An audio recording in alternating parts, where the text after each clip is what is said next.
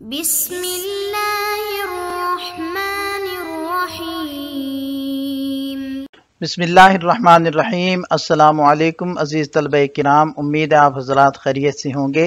آج ہمارا صحیح مسلم کا سبق نمبر 114 ہے، جس کا عنوان ہے باب الحق علی المبادرۃ بالاعمال قبل تظاہر الفتن۔ سبق شروع کرنے سے پہلے خلاصہ جات کو ایک نظر دیکھ لیں۔ گزشتہ سبق میں ہم نے اس عنوان کے تحت ان نکات کے اوپر بات کی تھی۔ آج کے سبق میں ہم اس عنوان کے تحت ان مذکورہ نکات کے اوپر بات کریں گے۔ تو بڑھتے ہیں سبق کی طرف۔ ابھی قال حدثني يحيى بن أيوب وقتيبة وابن حجر جميعا عن إسماعيل بن جعفر قال ابن أيوب حدثنا إسماعيل قال أخبرني العلاء عن أبيه عن أبي هريرة رضي الله عنه أن رسول الله صلى الله عليه وسلم قال بادروا بالأعمال فتنا كقطع الليل المظلم يصبح الرجل مؤمنا ويمسي كافرا او يمسي مؤمنا ويصبح كافرا يبيع دينه بعرض من الدنيا۔ حضرت ابو ہریرہ رضی اللہ عنہ سے روایت ہے کہ نبی پاک صلی اللہ علیہ وسلم نے ارشاد فرمایا کہ نیک اعمال میں جلدی کرو فتنوں سے پہلے پہلے جو اندھیری رات کے ٹکڑوں کی طرح آئیں گے۔ صبح کو آدمی مومن ہوگا اور شام کو کافر، یا شام کو مومن ہوگا تو صبح کو کافر، اور دنیا کے معمولی سامان اور مال کے عوض اپنے دین کو بیچ ڈالے گا۔ اس اسناد کے رجال 7 ہیں۔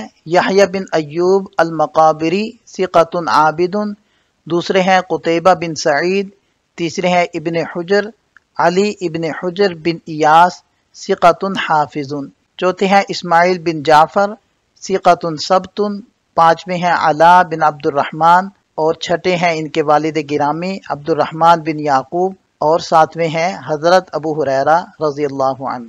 یہ اس اسناد کی چند خصوصیات ہیں۔ یہ مصنف رحمۃ اللہ علیہ کی خماسیات میں سے ہے۔ اس میں روایت کی ابتدا انفرادی صیغے یعنی حدثنی سے ہوئی، کیونکہ راوی نے حدیث کو اکیلے سنا۔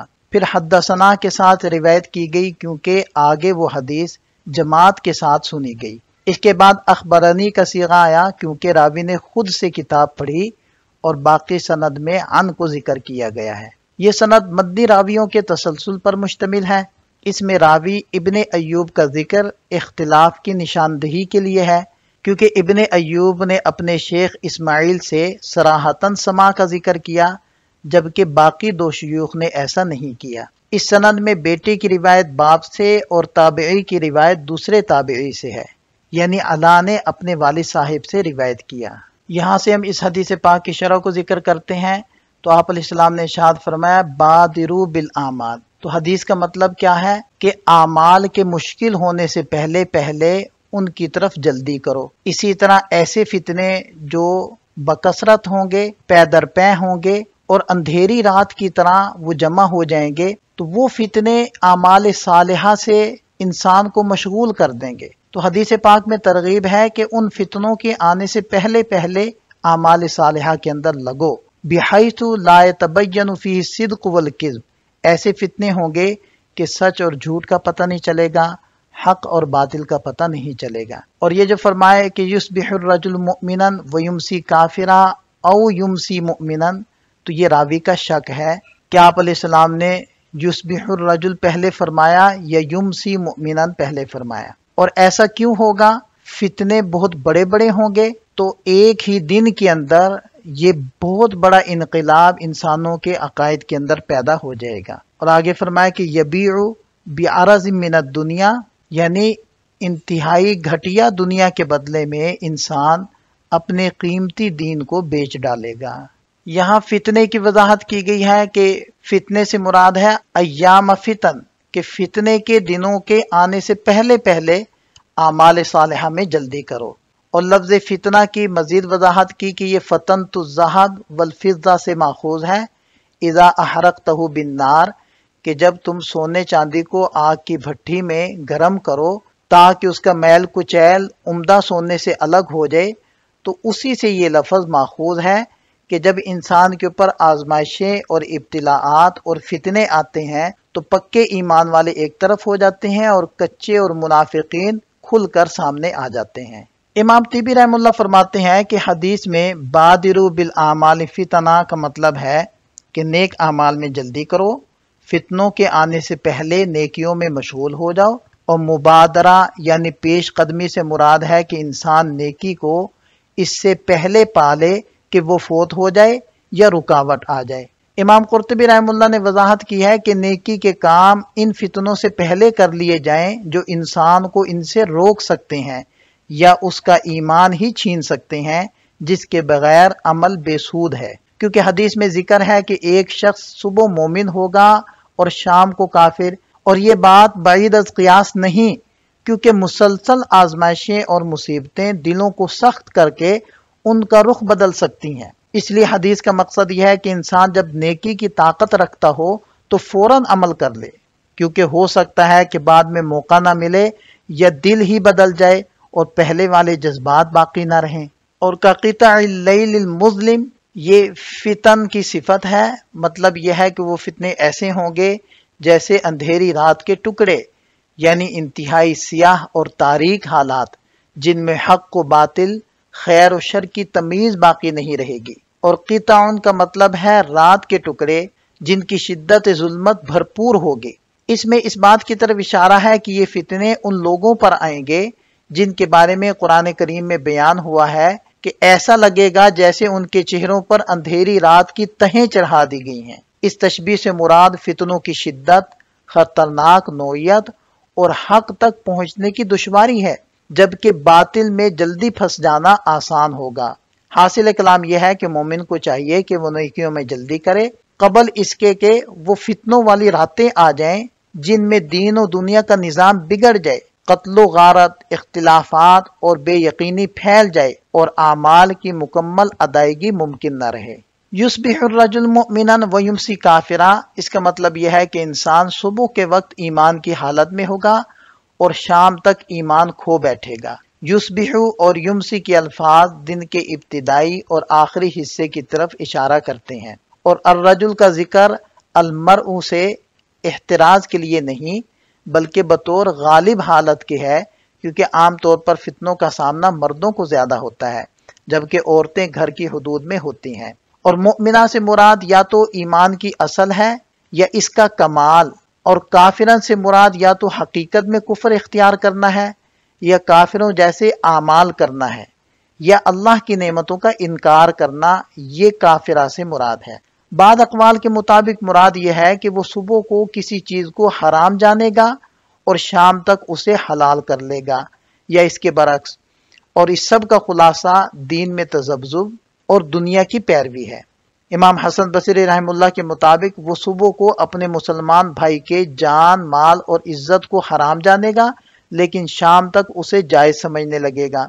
یہ سب کچھ فتنوں کی شدت اور دین سے دوری کی تصویر کشی ہے، اور حدیث میں ان فتنوں کے حال کو واضح کرنے کے لیے اس جملے کو بطور وضاحت کے ذکر کیا گیا ہے۔ او یمسی مؤمنا ویصبح کافرا، اس میں او راوی کا شک ہے کہ نبی پاک صلی اللہ علیہ وسلم نے پہلے صبح کا ذکر فرمایا یا شام کا۔ دونوں صورتوں کا مقصد یہ بتانا ہے کہ ایمان سے کفر کی طرف منتقل ہونا نہایت تیزی سے ہوگا، اور یہاں دن یا رات مقصود نہیں بلکہ یہ محض تیزی کے اظہار کے لیے استعمال کیے گئے ہیں، یعنی انسان تھوڑے ہی وقت میں دین سے پھر جائے گا۔ اور آگے یبیع دینہ کا جملہ وضاحت کے لیے ہے، گویا کہ سوال پیدا ہوا کہ وہ کیسے ایمان سے کفر کی طرف پلٹ جائے گا، تو جواب دیا گیا کہ وہ اپنے دین کو دنیا کے معمولی فائدے کے لیے بیچ دے گا۔ عرض سے مراد حقیر دنیاوی متاع یا وقتی فائدہ ہے، جیسے کہ امام قرطبی رحم اللہ نے فرمایا کہ دنیا کا عرض ہر وہ چیز ہے جو وقتی طور پر سامنے آتی ہے، خواہ مال ہو یا دنیاوی نفع۔ اور امام حربی رحم اللہ فرماتے ہیں کہ من الدنیا عرض کا بیان ہے۔ علامہ مظہر رحمۃ اللہ علیہ نے اس حدیث کی تشریح میں 3 ممکنہ صورتیں بیان کی ہیں جن میں مسلمان فتنے کا شکار ہو کر اپنے دین کو بیچ دیں گے۔ پہلی صورت یہ ہے کہ مسلمانوں کے 2 گروہوں کے درمیان محض تعصب اور غصے کی بنیاد پر لڑائی ہو اور وہ ایک دوسرے کو خون بہانا اور مال لوٹنا جائز سمجھیں۔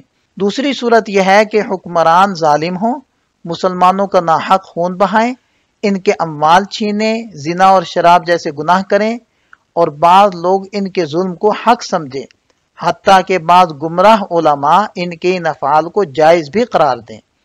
تیسری صورت یہ ہے کہ عام لوگ شرعی احکام کے خلاف لین دین اور کاروبار کریں اور انہیں حلال سمجھنے لگیں۔ یہ سب صورتیں اس فتنے کی علامت ہے جس میں دین کا سودا دنیا کے حقیر مفاد کے بدلے میں کیا جائے گا۔ اس حدیث کو روایت کرنے میں امام مسلم رحمۃ اللہ علیہ متفرد ہیں، اور دیگر ائمہ حدیث نے بھی اس حدیث کو اپنی اپنی کتابوں میں ذکر کیا ہے، جس کی تفصیل یہاں موجود ہے۔ اس حدیث سے کئی اہم فوائد حاصل ہوتے ہیں۔ سب سے پہلا فائدہ یہ ہے کہ نبی پاک صلی اللہ علیہ وسلم نے نیک اعمال میں جلدی کرنے کی ترغیب دی ہے، اس سے پہلے کہ انسان فتنوں میں الجھ کر نیکی سے غافل ہو جائے، کیونکہ یہ فتنے اس قدر گھنے اور پے در پے ہوں گے جیسے تاریک رات کے گہرے سائے۔ دوسرا فائدہ یہ ہے کہ ان فتنوں کی شدت کو واضح کیا گیا ہے، یہاں تک کہ ایک انسان ایک ہی دن میں مومن سے کافر بن سکتا ہے یا اس کے برعکس، جو ان فتنوں کی سنگینی کی دلیل ہے۔ تیسرا فائدہ یہ ہے کہ اس حدیث سے نبی پاک صلی اللہ علیہ وسلم کی اپنی امت پر شفقت اور خیرخواہی ظاہر ہوتی ہے، کیونکہ آپ علیہ السلام نے امت کو تاکید فرمائی کہ وہ طاعت اور عبادت میں کوتاہی نہ کریں اور ان مواقع کو غنیمت جانیں، کیونکہ کوئی نہیں جانتا کہ آنے والے وقت میں اس کی حالت کیا ہوگی۔ حالات تیزی سے بدلتے ہیں، صحت کے بعد بیماری، دولت کے بعد فقر، جوانی کے بعد بڑھاپا اور فراغت کے بعد مصروفیت آ سکتی ہے۔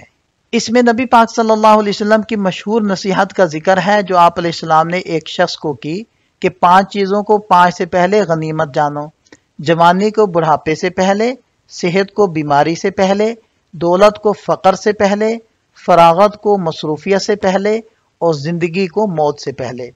اس حدیث کو امام حاکم رحمہ اللہ نے روایت کیا ہے اور اسے صحیح قرار دیا ہے۔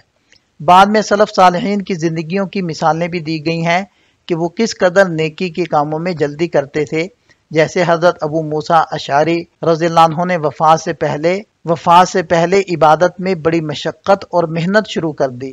جب ان سے کچھ نرمی کی درخواست کی گئی تو فرمایا کہ جب گھوڑا دوڑ کے اختتام پر پہنچتا ہے تو اپنی پوری طاقت لگا دیتا ہے، میرا بھی وقت بہت کم باقی ہے۔ اسی طرح سہیم رحم اللہ کہتے ہیں کہ میں عامر بن عبداللہ رحم اللہ کے پاس بیٹھا جبکہ وہ نماز پڑھ رہے تھے، تو انہوں نے نماز مختصر کر کے فرمایا، جلدی اپنی ضرورت پوری کیجئے کیونکہ میں جلدی میں ہوں۔ تو یہ کہتے ہیں کہ میں نے پوچھا کہ کس کی جلدی ہے؟ کہنے لگے ملک الموت کی۔ یہ کہتے ہیں کہ میں وہاں سے چلا آیا اور وہ دوبارہ نماز میں مشغول ہو گئے۔ داؤد طائی رحمہ اللہ سے ایک شخص نے حدیث پوچھنی چاہی تو انہوں نے کہا کہ مجھے معاف کرو، میں اپنی جان نکلنے سے پہلے نیکی کی جلدی کر رہا ہوں۔ تو اس سب کا مقصد یہی ہے کہ نیک اعمال میں دیر نہیں کرنی چاہیے، کیونکہ موت اور فتنوں کا کوئی وقت مقرر نہیں۔ اس حدیث کا ایک اور فائدہ یہ ہے کہ یہ نبی پاک صلی اللہ علیہ وسلم کی نبوت کی نشانیوں میں سے ہے، کیونکہ آپ علیہ السلام نے امت میں آئندہ آنے والے فتنوں کی خبر دی۔ اس کے ساتھ ہی آپ علیہ السلام نے ان فتنوں سے پہلے نیک اعمال کی تلقین فرمائی، جس میں کئی حکمتیں ہیں۔ ایک یہ کہ انسان موقع کو ہاتھ سے نکلنے سے پہلے غنیمت جانے۔ دوسرا یہ کہ نیک اعمال سے ایمان مضبوط ہوتا ہے، جو انسان کو فتنوں کے مقابلے میں ثابت قدم رکھتا ہے، جبکہ کمزور ایمان والا فتنے کی ہوا میں اڑتے دھاگے کی مانند ہوتا ہے۔ تیسرا فائدہ یہ ہے کہ جو شخص نیک اعمال کا عادی ہو، اگر وہ کسی عذر یعنی بیماری یا سفر وغیرہ کی وجہ سے ان سے روک دیا جائے تو اس کے لیے وہی اجر لکھا جاتا ہے جیسا کہ وہ صحت اور فرصت کے وقت میں کرتا تھا، جیسے کہ صحیح بخاری اور سنن ابی داؤد کی روایات سے ثابت ہے۔ اس حدیث سے یہ سبق بھی حاصل ہوتا ہے کہ مومن کو چاہیے کہ وہ نیک اعمال اور حسنات میں جلدی کرے جب تک اس کے لیے موقع موجود ہے، کیونکہ اگر وقت گزر گیا اور نیکی کے دروازے بند ہو گئے تو سوائے حسرت و ندامت کے کچھ باقی نہیں رہے گا، جیسا کہ قرآن میں حسرت بھرے جملے مذکور ہے، یا حسرتا، ہائے کاش مجھے تھوڑی سی مہلت مل جاتی تو میں صدقہ کرتا اور نیک لوگوں میں شامل ہو جاتا۔ اور امام قرطبی رحمہ اللہ نے فرمایا کہ اس حدیث کا اصل مقصد یہ ہے کہ فتنے کے وقت دین پر مضبوطی سے قائم رہا جائے اور دنیا کے لالچ، اس کی زینت اور حرص سے بچا جائے۔ یہ حدیث دنیا پر دین کو ترجیح دینے اور فتنوں میں دینی استقامت اختیار کرنے کی تلقین کرتی ہے۔ یہ اس حدیث پاک سے حاصل ہونے والے چند فوائد کا خلاصہ ہے۔ یہاں ہمارا سبق مکمل ہو جاتا ہے۔ ایک نظر خلاصے کو دیکھ لیں۔ یہ سبق سے متعلق چند سوالات ہیں، ان کے جواب تحریر کریں۔ ملتے ہیں نئے سبق کے ساتھ۔ اللہ تعالیٰ ہم سب کا حامی و ناصر ہو۔ دعاؤں میں یاد رکھیے گا۔ السلام علیکم۔